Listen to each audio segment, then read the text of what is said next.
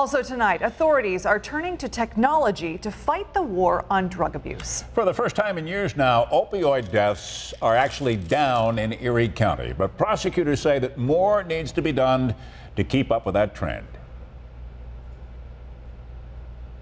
And as 7 Eyewitness News reporter Hannah Buehler tells us tonight, investigators are now using text messages to track down drug dealers.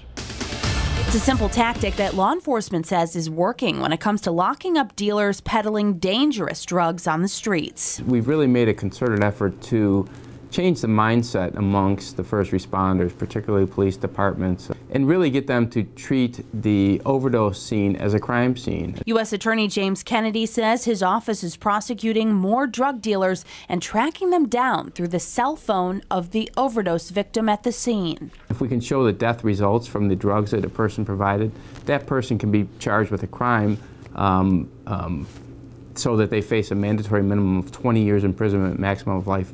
It was that tactic that led federal agents to Brennan Bryant in early May. Federal agents say Bryant sold fentanyl to an Orchard Park victim who then died from an overdose. That is a treasure trove of evidence from our perspective. U.S. Attorney Kennedy says his office has been able to catch more than a dozen drug dealers using cell phones alone, combing through things like social media messages, phone calls, even GPS coordinates.